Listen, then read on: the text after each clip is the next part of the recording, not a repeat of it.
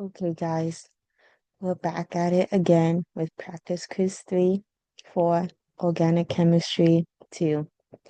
To start, I wanted to recap what is an electrophilic aromatic substitution, which I'm going to refer to as EAS probably for that rest of this video. So this adds a substituent to benzene and other aromatic compounds. Aromatic compounds, your cyclic trainer and fully conjugated. So we like benzene, right? Next, this is a two-step mechanism where you have electrophilic attack followed by proteinose and aromatization. So what happens is you have your benzene, it has an electrophile. Let me erase this so we have more space. So what happens is your benzene donates electrons from one of its double bonds to electrophile, and that makes it attached to the molecule. In the next step, there's a hydrogen that's connected to the spot where the electrophile attached. We didn't draw it previously, but this always existed, right? Similarly here, if we wanted our electrophile to go there. So what happens next is some sort of base comes along. Let's say we have like NaOH. Okay, I don't think let's just say we have OH. This base comes along and it steals the hydrogen. And then this forms, let me draw this nicer. You have your base, and what it's gonna do is it's gonna steal that hydrogen. But we know that there are bonds here that have electrons connecting the hydrogen and the original carbon. So the electrons in that bond are going to come back to the molecule, and we aromatize the molecule. So then what we get is benzene with the E plus water.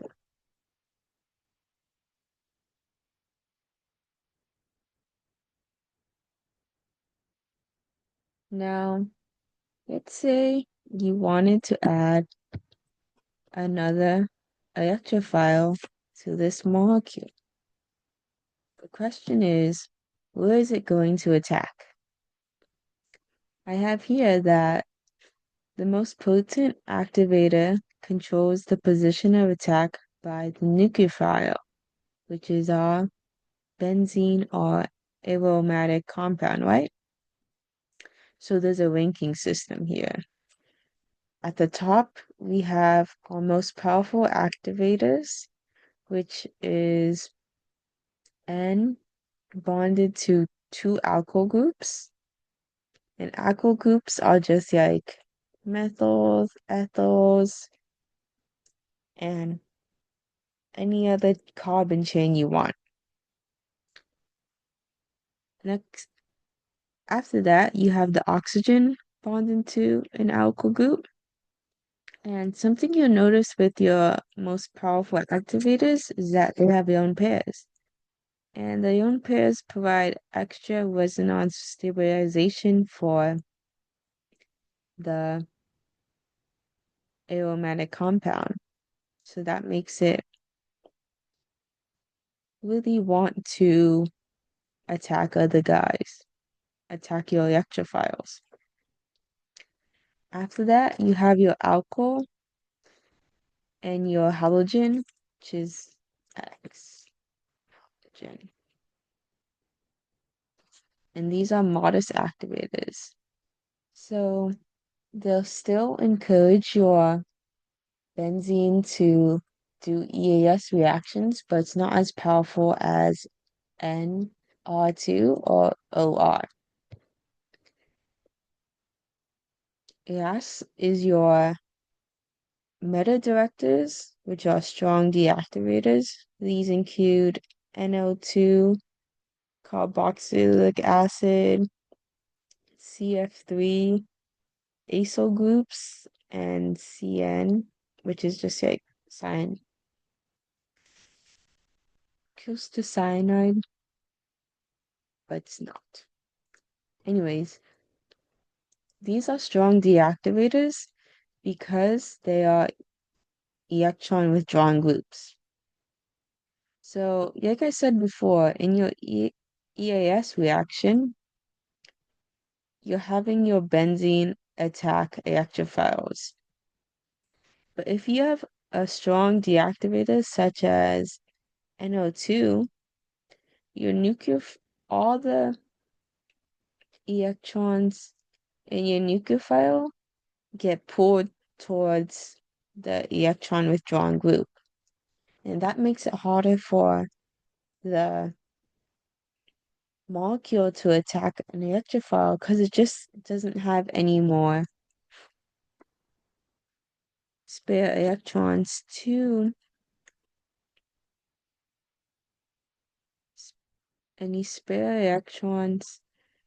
go and attack the electrophile because all of it has been transferred to the electron withdrawing group.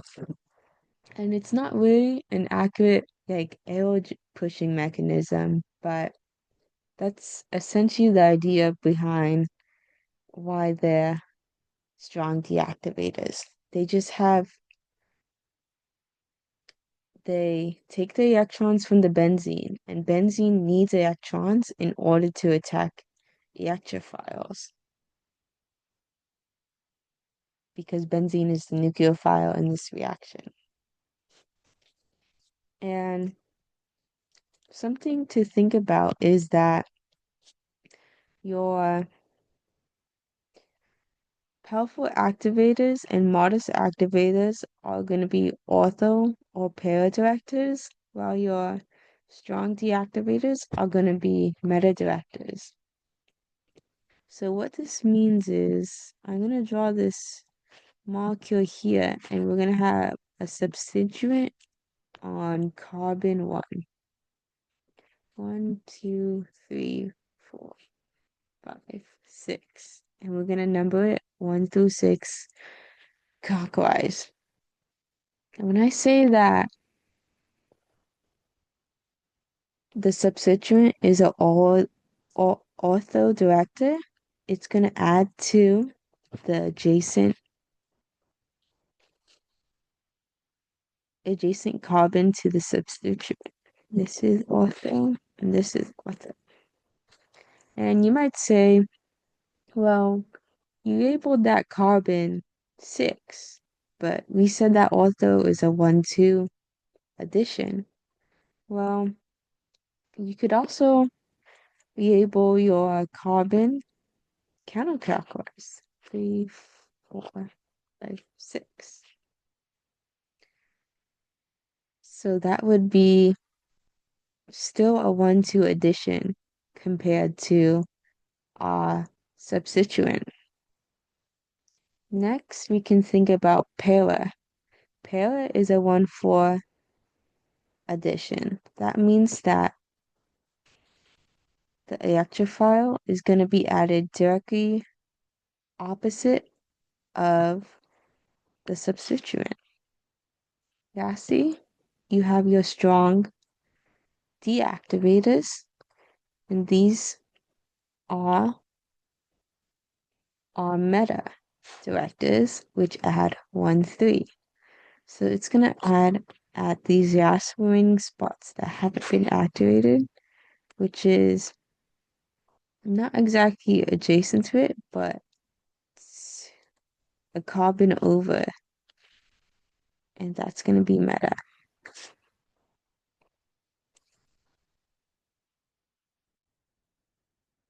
And this would be is an important idea when you're working with multi-substituted benzenes, because it'll make you think about if I want a certain substituent to go like ortho or para, then I'm gonna add one of my powerful activators to the molecule first. Or let's say I wanted to add a molecule meta to my first substituent. Then I'm probably going to add a strong deactivator first in my synthesis. So this is the whole idea altogether. Before we get started on the worksheet, I just wanted to define what are Lewis acids and Lewis bases. Lewis acids are electron pair acceptors, while Lewis base are electron pair donors. And this is going to be something useful to think about as we go into our first example or first question. We are supposed to give the product of the following reaction in the box below. Our reactant is a benzene, so we can probably guess that we're going to do an EAS reaction. Let's hold off on declaring that. We see that our reagent is Br2 and AlCl3. We know that AlCl3 is a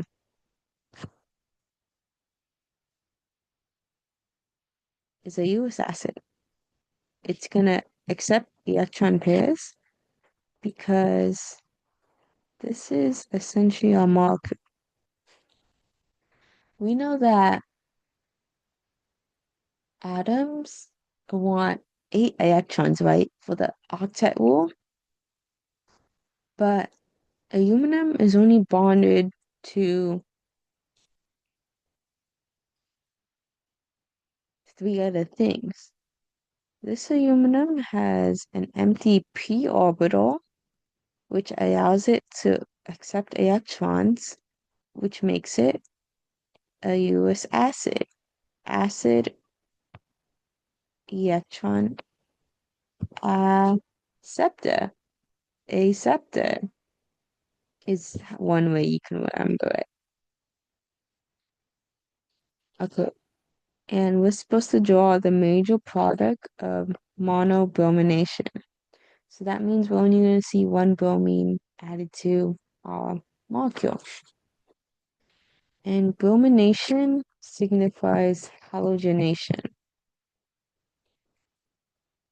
With all of these in mind, we're going to think about our bromine, Br, Br.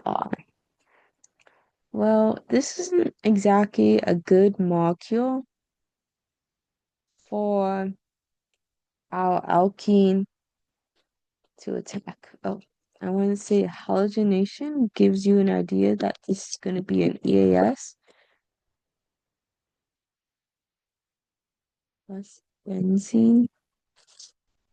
Halogenation plus benzene tells you it's going to be a EAS reaction. Like I was saying before, Br2 by itself is not really a good molecule to attack. Pretty it's pretty happy with itself. Both Br atoms have 8 electrons, so that's a pretty good bond. But you throw in your Lewis acid, your AlCl3, and your Br wants to your BR donates electrons to fill the empty p orbital I was talking about.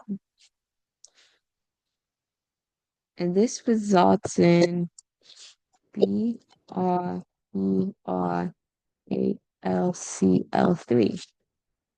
Neutral the electrons. And look at this middle BR. It has 1, 2, 3, 4, 5, 6. 6 things bonded to it. And normally I want 7 things bonded to it. And this is 1 less than what it actually wants. So this is a formal positive charge. Our uric acid made our bromine, our Br2, and electrophile. This allows the EAS reaction to take place. The next question is, where is the Br gonna add? If we look at our benzene molecule, we have 3 places it could add to, right? How? But we want to give the major product. What is gonna be the major product? Well, first, one thing we should recognize is that this is an alkyl group. This is a methyl group right here. And I was telling you before, a methyl group is an alkyl group, so that's a modus activator. A modus activator is an ortho or a para director. What is ortho to para to this methyl group? Well, here is ortho. Here is another ortho. And this is para. And you could also say that, well, you got substituents here, don't you? Well, let's explore that. Let's say that we're paying attention to this particular one. We would want to add an ortho, which would be here or here, and we would also want to add it here. Let me just write ortho, para. Okay, well, what about the top one? Let me get a new color. This carbon says we need to add ortho or ortho or para, which is here. So this is a lot to think about. And this is getting pretty crazy to look at. So let's think about where could this be added? Well, to start off, let's erase all the arrows that point to a place where there's already something bonded to it besides hydrogen. It's gonna be where the methyl group is. It's gonna be where the bottom carbon is. It's gonna be where the top carbon is. So the final places we have are the ones with the pink dots. And we know, I know that you know that sterics is a thing. And sterics is electron repulsion because of bulkiness, right? Not just because of bulkiness, but just because of the way that the molecule is oriented. If we want the major product, we want to, well, we want to minimize sterics. Where is the place gonna be where we minimize sterics? It's the green. Well, Let's imagine that. I'm gonna erase these real quick, but we know that I know that you know which one's ortho, which one's para now. So let's say I put BR here, and BR here. Well, I put the BR here. It has a bunch of electrons on it, and we know that this is actually a CH3. And I think you can see it now. Whoa, aren't these hydrogens gonna fight with that bromine? Yes, because of sterics. So we know that these are not gonna be good places for the bromine to be. So our major product is gonna have the bromine right there. So we can draw that. This is our answer. And I didn't include this step, but like I said before, the benzene is going to give up one of its double bonds to attack the bromine. And in order for the double bond to be reestablished, there's going to be a hydrogen here that gets stolen by the BRAL. So this molecule, this bromine is going to steal that. It's going to actually thinks it uses the bond here to steal that. And then it's going to form HBr as your AlCl3. And that's a good thing because the AlCl3 is a catalyst. And we know that catalysts are consumed and regenerated in the same reaction. So that's how that works. Next, we can look at B. Okay, B looks kind of scary, but we got this. One, the observers might pick up that this looks small. My computer is lagging. This molecule looks the same as the molecule from up here. And what's even more great is that what our product here is the same as this. These are the same thing. So that means we already know one step of this synthesis.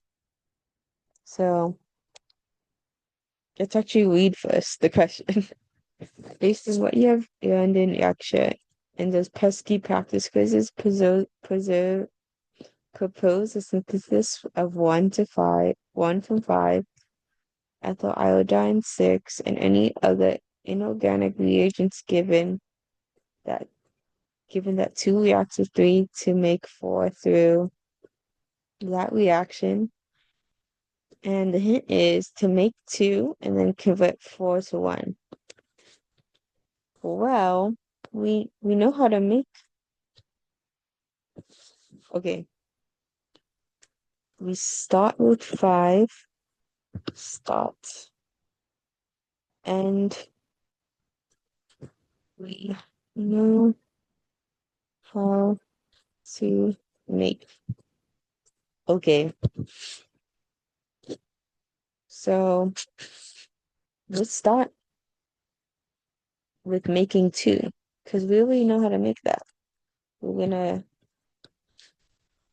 just gonna copy it from above. Okay. And make sure you have All scared, all see, all free. Make sure you draw every little bit so you don't get marked off.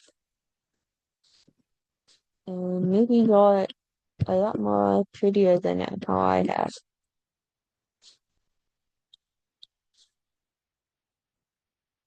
Okay, that looks right. And that's the mechanism from above, so we know we're in the right place. And then because we don't know how to make four, but he's telling us how to make four directly, we can just copy whatever mechanism he has there. So I'm gonna do that. Let's say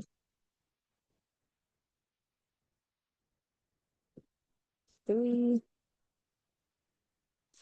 Probably you probably draw that molecule. Palladium, DBA3, cesium, and make sure you have enough space for all those molecules.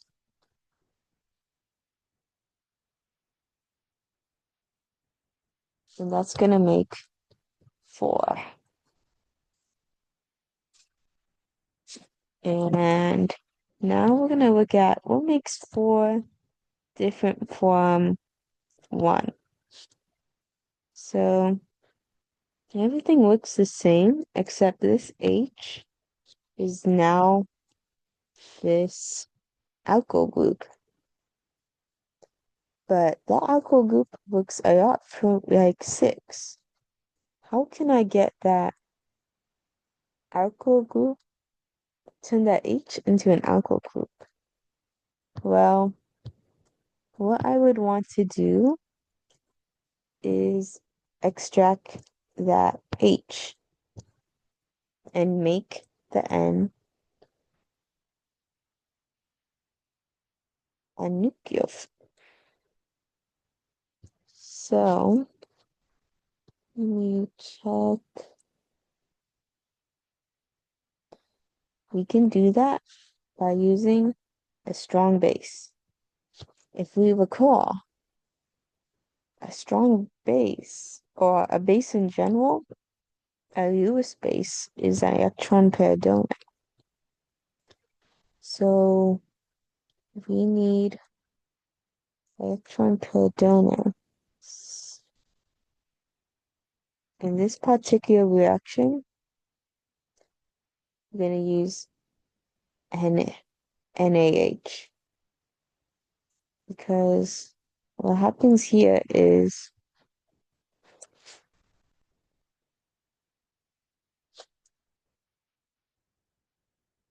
who who who really owns the electrons in NaH? You might be surprised, but it's actually the hydrogen atom. So the hydrogen takes the electrons from its bond with the H and extracts that H, and this H then pushes its electrons onto that. Next, this results in a nucleophile.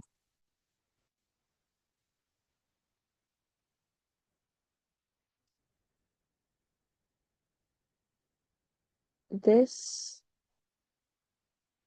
Na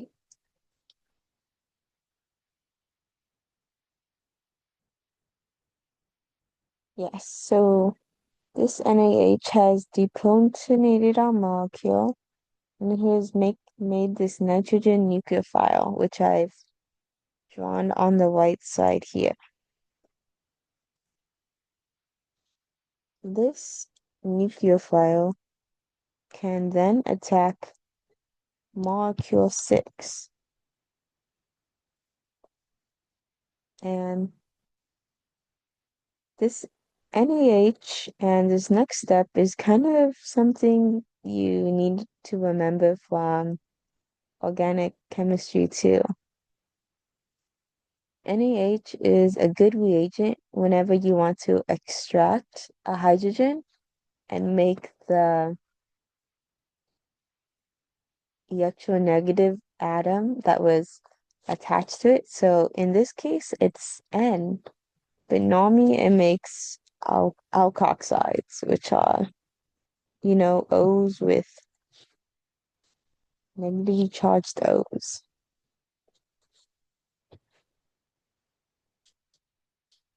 In this case, it seems like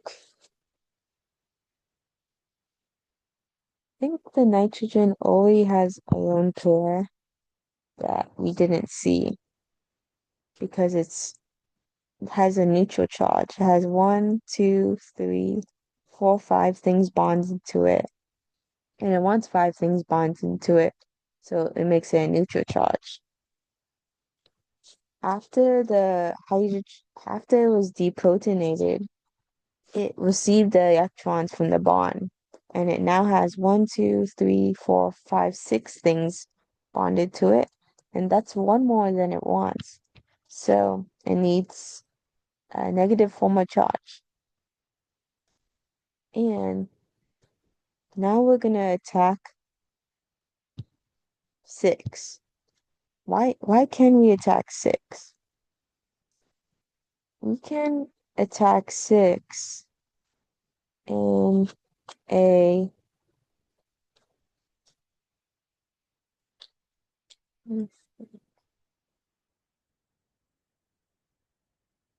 I believe it's a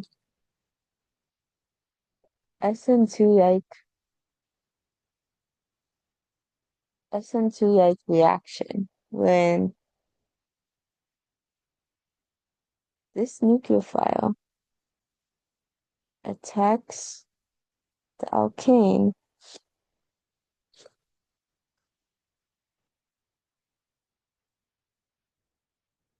And this prompts the eye to leave. So this results in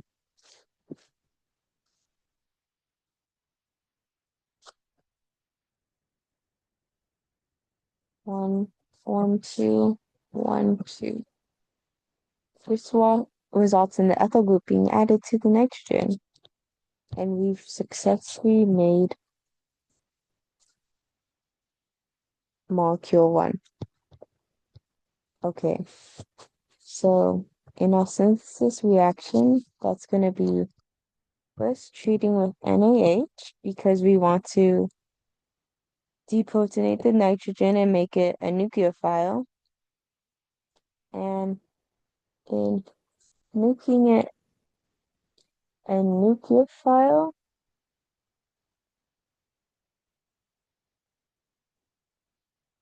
we can then attack our alkyl halide. And because iodine is a good even group,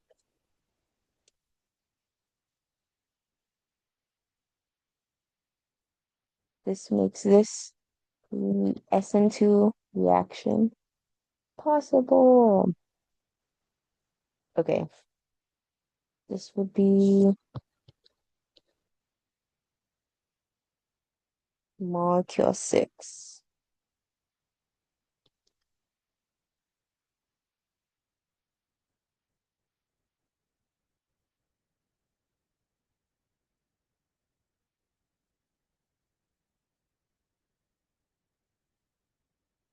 Then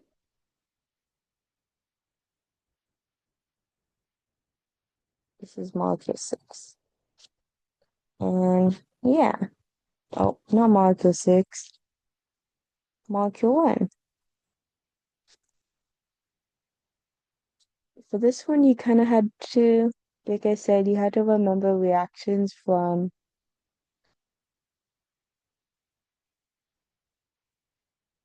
organic chemistry 1.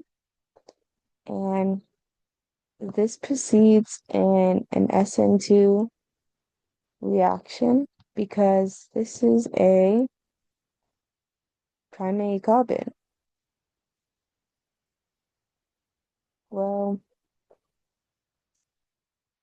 when the when the iodine leaves, it would be a primary carbon because the carbon directly adjacent to the iodine only has one other carbon attached to it. And that's not a good carbocation intermediate for SN1. That's how we know it proceeds by an SN2. SN2.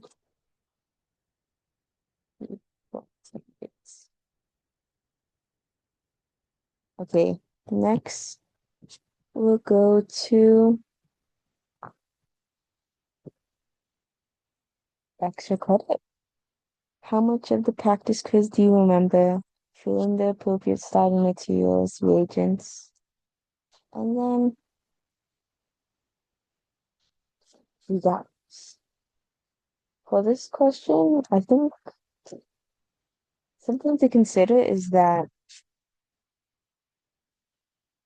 these two are the same molecule, but they end up with different products.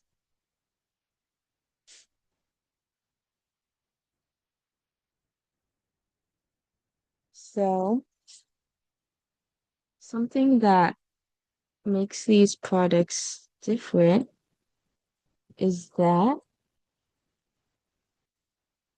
this is a ketone and this is an aldehyde. And these are both terminal alkanes.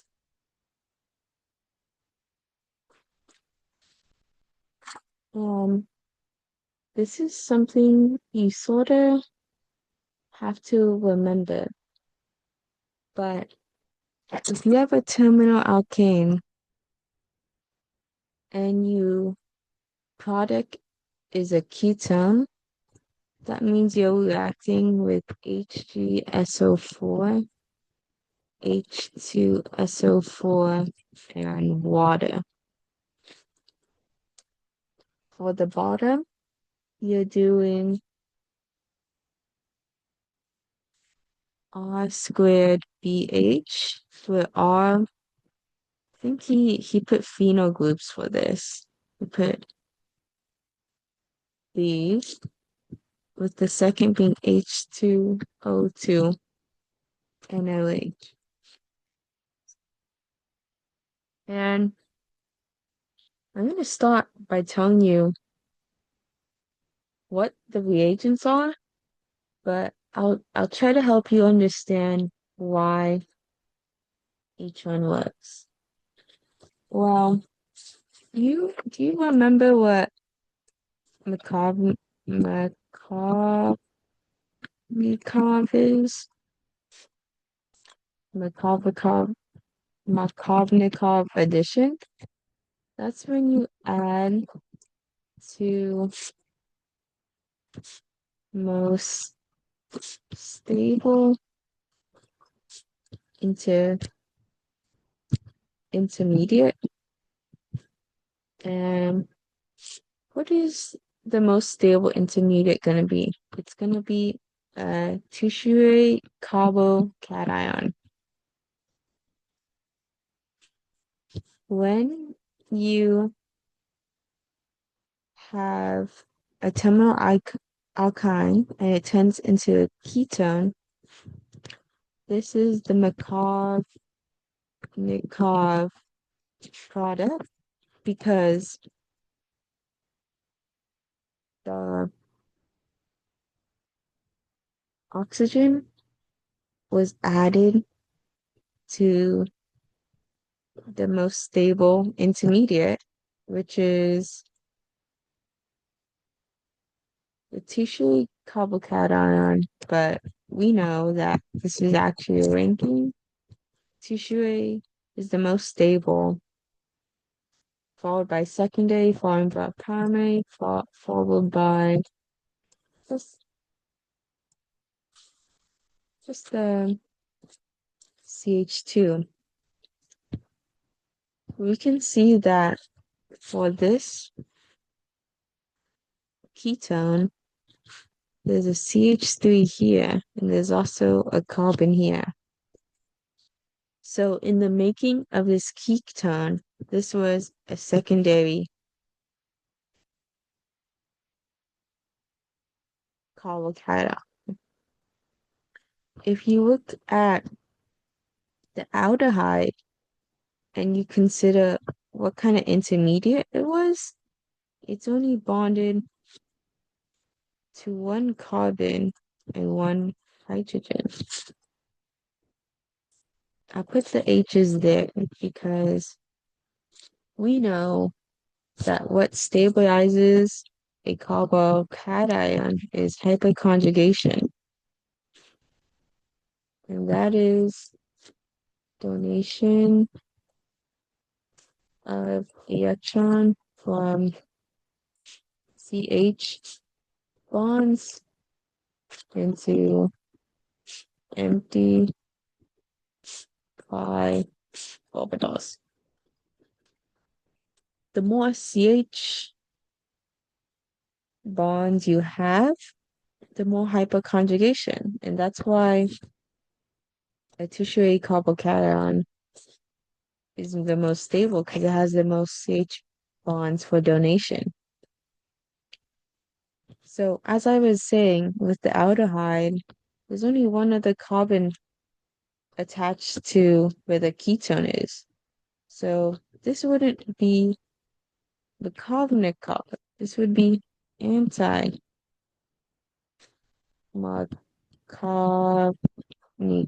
right?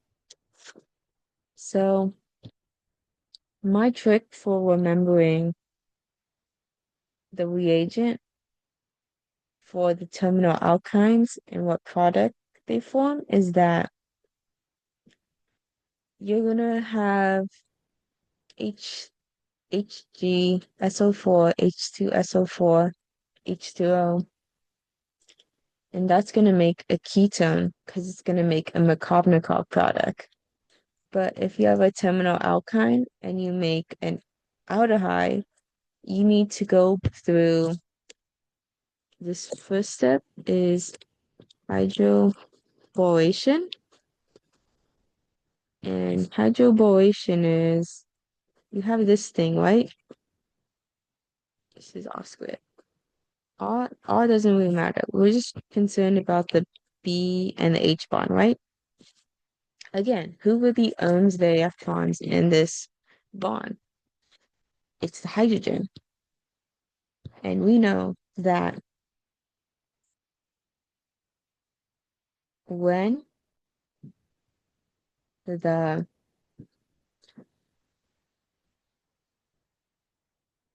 let me draw C H C C H. This is what we have, right? The more electronegative atom is going to add to the more substituted carbon. In our terminal alkyne, the most substituted carbon is on the left. So let me move this up. The H is going to add on this side, and the B is going to add on this side. And let me just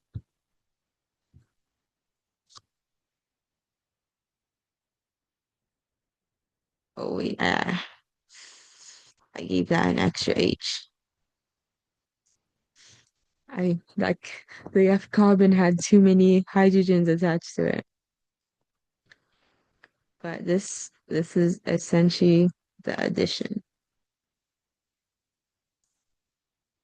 One pi bond going on. Each one is bonded to one more thing. So it looks anti-Markovnikov. The most electronegative atom. However, the most electronegative atom did add to the most substituted hydrogen. Let me write that here. Most electronegative atom adds to most stable. Most stable is again also most substituted, which is what this tertiary carbocation is, right? So then we have the H and the B. Sorry, I think my laptop froze. Anyways, the second step is oxidation by peroxide and a strong base. And what this does is actually, this is the step that actually makes the ketone by oxidating the molecule. So what happens, if I remember correctly, what happens is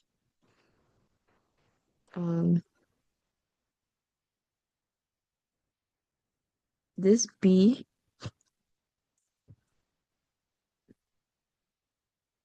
just gets replaced with an O in a very crude fashion. The B gets replaced with the O, and the double bond moves there, and another H is added to the molecule there to stabilize that point.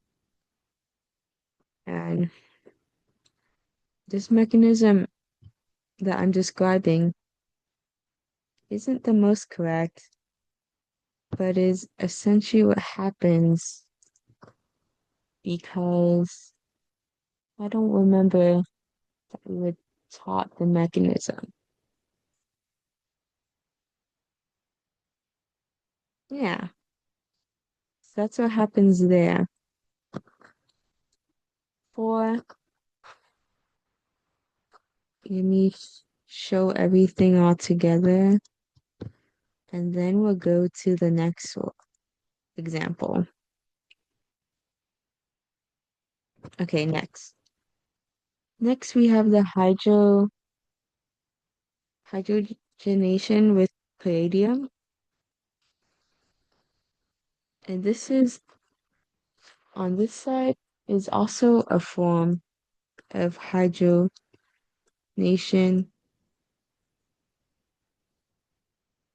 And I believe it's a reaction mechanism we haven't covered yet. But this is also hydrogenation. Hydrogenation, what happens is the ketone breaks off, and in its place, hydrogens are added, as the name suggests. So, this is what we get in the end. Alright? I'm not sure if someone could ask Dr. Wagner, but with with the addition by palladium, let me do this in gold. We have palladium here, right? And then we have H's here. What happens is the H's, I believe they should bond to one on each side. So I originally thought that this made an alcohol, but the answer key says it adds two hydrogens to this side. So I trust what it says. But that's just something I was thinking about. But I know for sure that this hydrogenates the molecule with these reagents. And if you go by this mechanism, which we haven't really covered yet, is that you get and you get nitrogen gas and water. And you can see it here. You have nitrogen here, and then you have OH. It'll take one hydrogen, forming water, and then you have three hydrogens left over. Well, you can give the rest of the hydrogens to the molecule, and then you can also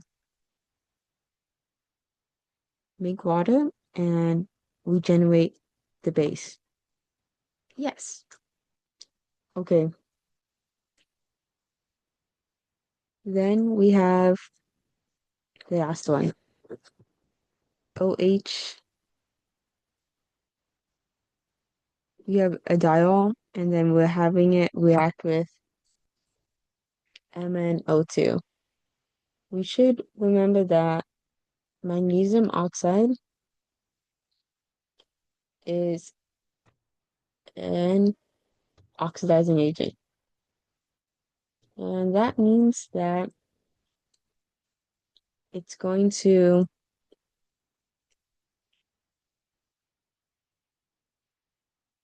remove the hydrogens from the molecule. How that happens is this reaction, this reagent is selective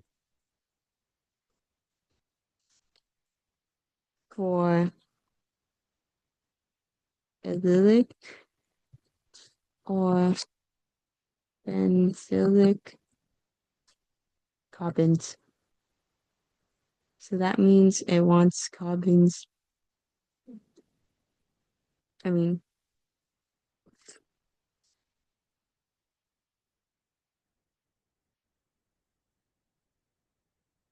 it will attack carbons adjacent to pi bonds.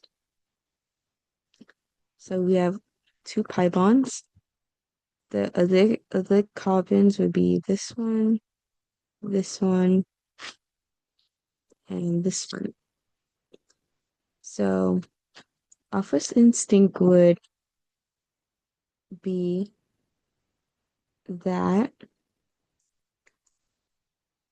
a molecule, you mean, let me draw on the side where I have more space. I'll just move this over.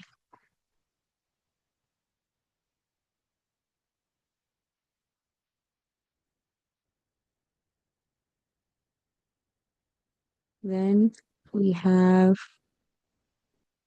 a molecule. One, two, here. That looks right. Here, here. I think our first instinct might be to just say maybe replace both alcohols to be ketones or carbonyls, right? Because we know that magnesium oxide is reactive for arylic or benzylic carbons. But if you look at this carbon on the left, it has 1, 2, 3, 4, 5 bonds. Bad. So you can't turn this into a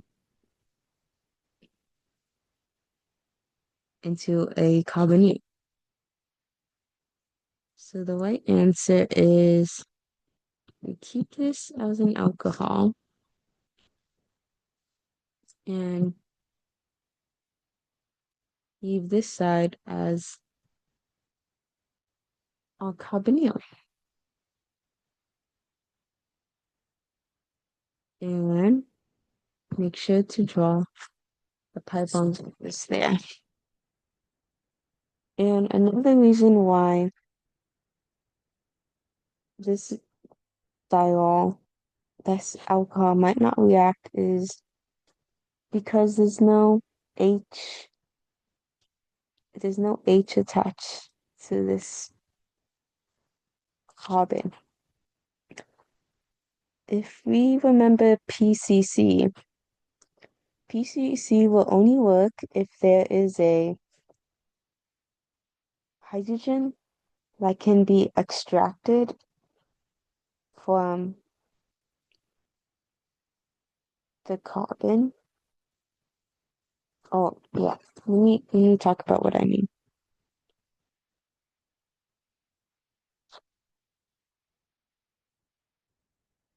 Let's say we have this molecule here. If we interact it with PCC, it takes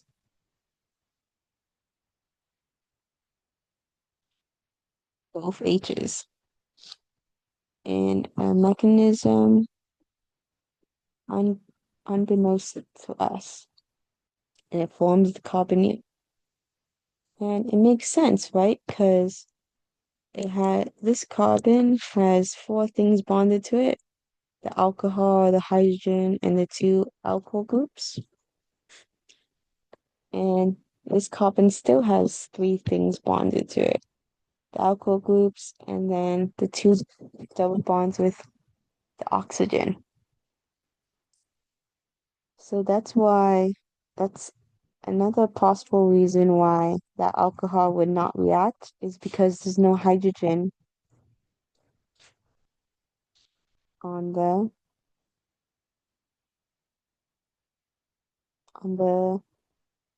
reaction center.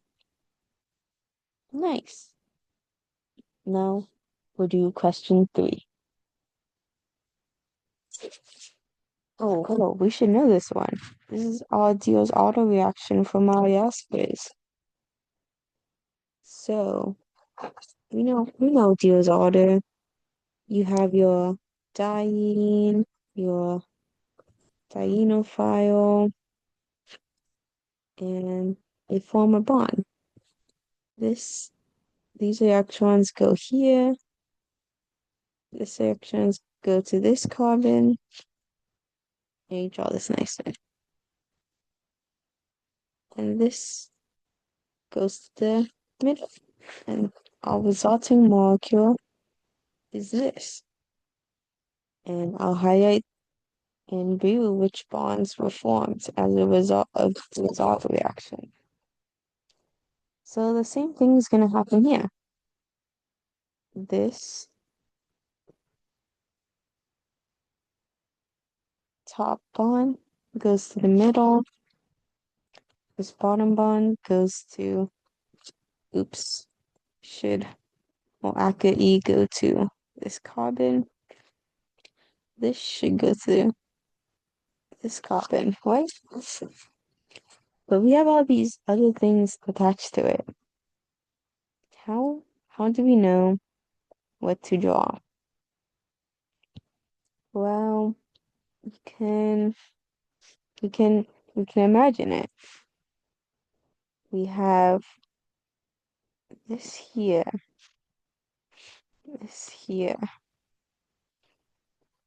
and this will come. We're gonna have to imagine this. This is white under our molecule CO2CH3. If we slide our dienophile under the diene, so you can make it look like it's under it, That means this top part is gonna come up.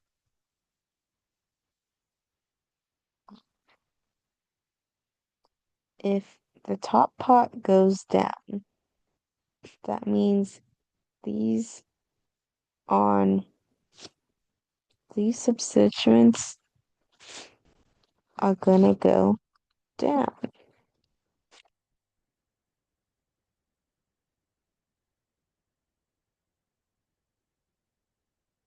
Therefore, this molecule is gonna look like could be drawn like this. Dashes here, here, and this is the carbon-carbon bond with these both down.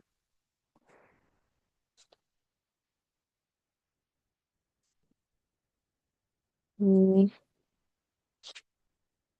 draw the arrow pushing so it makes more sense.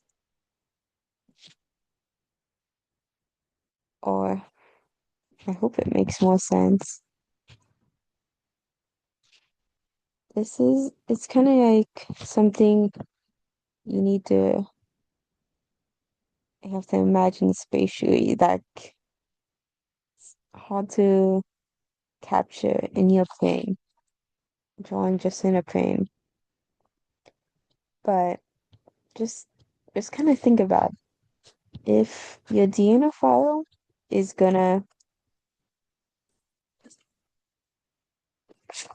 if your DNA file is gonna take the place of this be here and be in the plane of the molecule, you can't have two things in the plane of the molecule. So this thing is either gonna have to come up or down. This bridge, I should say, this bridge has to come up or down. Or even if it was just a substituent. So you could have like boom, boom, uh, sub, sub. Then I'll say this is bus, bus. In order for your carbon-carbon bond from the DNA file to be in the plane, your subs and bus are gonna have to move.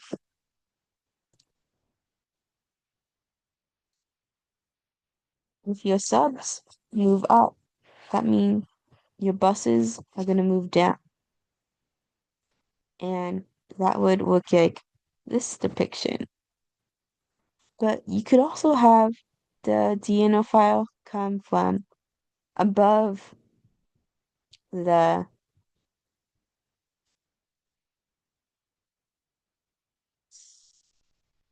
oh I think I just thought of it. So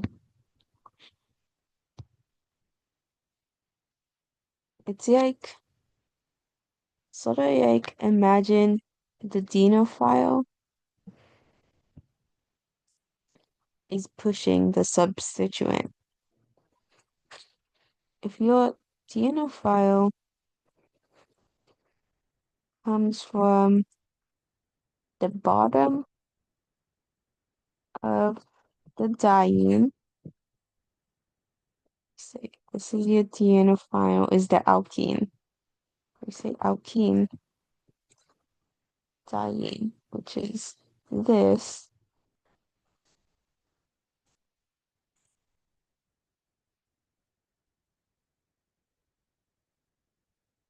I'll use the subs again.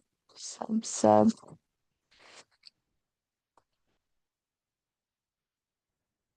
Alkene comes from the bottom. If,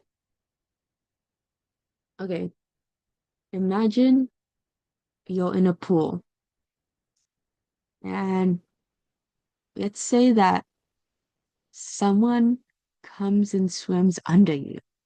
That's the alkene. You're the diene. Someone named Alkene comes and swims under you and pushes you up and pushes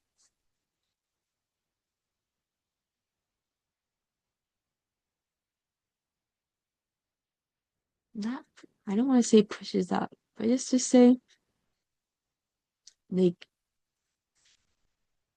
you're the Daim. Someone else is the Alkene, and they come from under you. If they come from under you, are you gonna go down or are you gonna be up? That's what's happening to the substituents on the diene. When the alkene comes from the bottom, it forces the substituents to be pushed up towards you because the alkene wants to take its place. And let's imagine you were up. The alkene, just the DNO comes from the top of the diene. Let's say that you're in the pool again, and you're the diene, and you draw your subs again.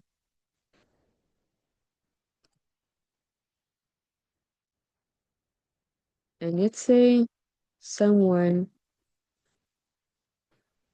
does this really cool jump off a diving board, and they're coming from the top side of you. Are you gonna go up or are you gonna go down when they hit you? You're gonna go down. Your substituents are gonna go down. So you go down because the alkene wants to the take this original plane space where the substituents are. So it's gonna go down. And if we go back up, the buses, they just go the opposite of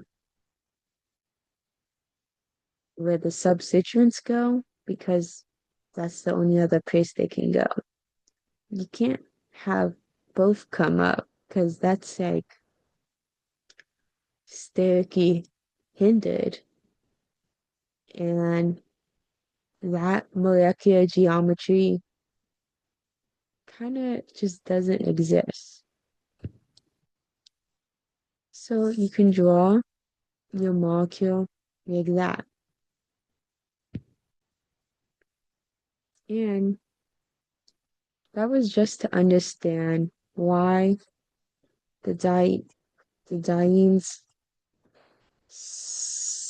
substituents go up and down. We haven't even considered where the substituents on the diene is gonna go. Well, it's pay attention to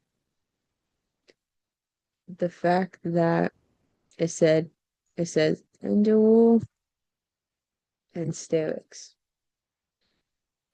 Sterics is action repulsion between atoms, right? Between the electrons of atoms. If we have our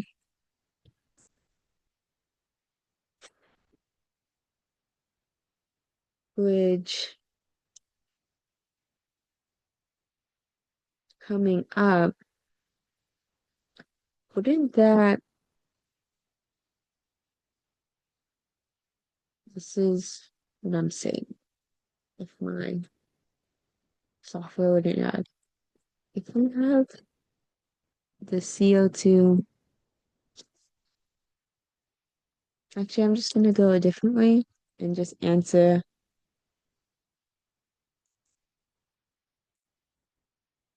And so what is the endo wall? The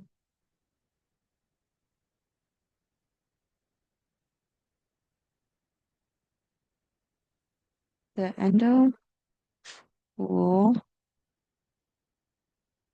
states that pi withdrawing groups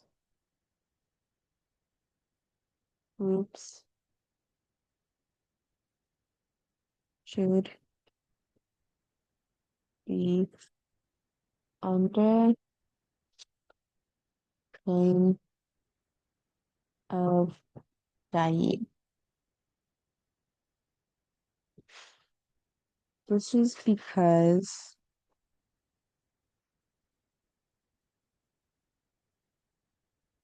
having this pi withdrawing group, pi withdrawing groups characteristically have double bonds. We know that we can draw double bonds as these large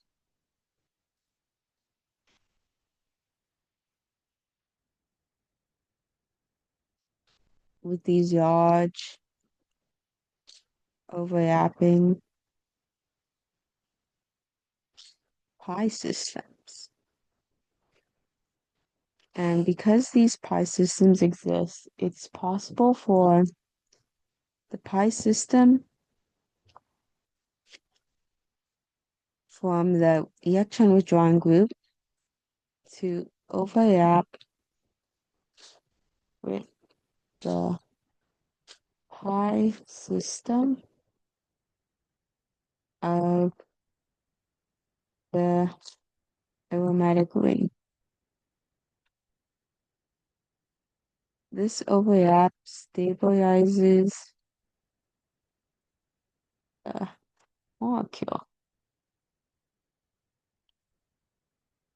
And more precisely, overlap is optimal, more optimal than when it's in line with the molecule.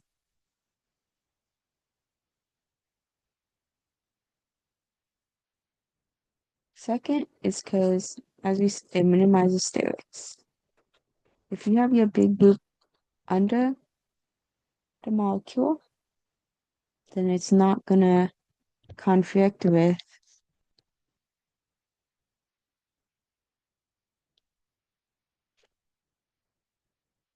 or it should have less confliction with major substituents of the diene. So what this means is that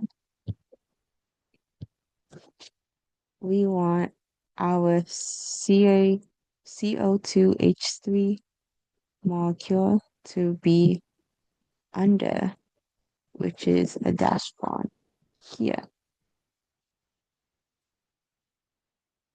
And again, I can draw this another way. If we want to think about it in like a 3D way, I'll have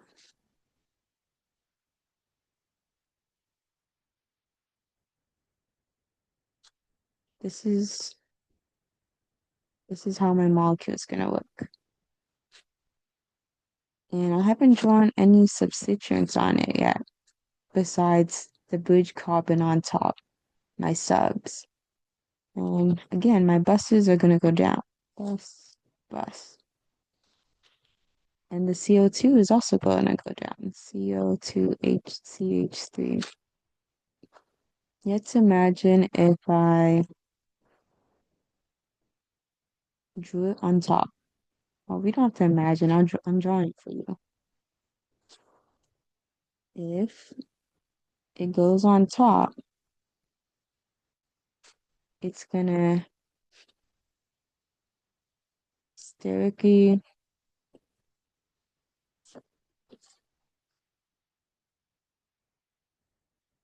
my software is lagging. it's gonna sterically,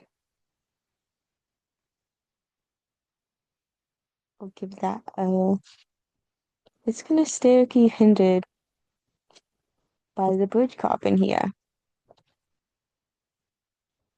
Or it would be, in any case, it would be really sterically hindered by whatever substituent you have there. This is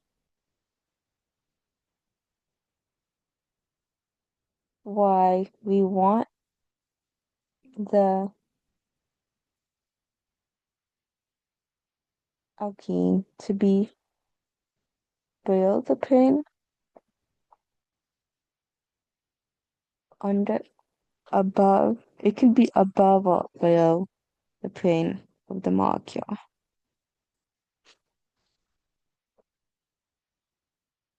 And it says to draw its enantiomer, and what we can do is just draw the opposite of this molecule, which really tests our art skills for this one. But he knows what we mean. The enantiomer is just superimposable mirror image, right? So we just flip it around and we have our enantiomer.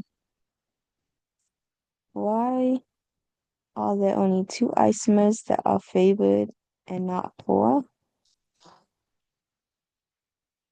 I believe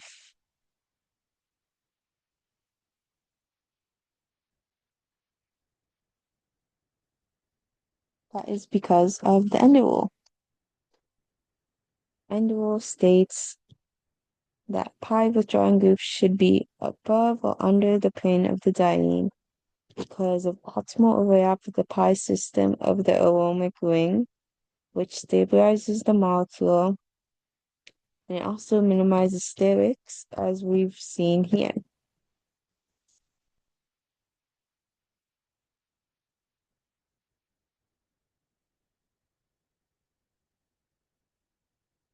Mm, yeah, that should do it for this video. I think this one feels a lot more messy than my previous videos, but I hope it's been helpful and that you can take something out from it. Okay,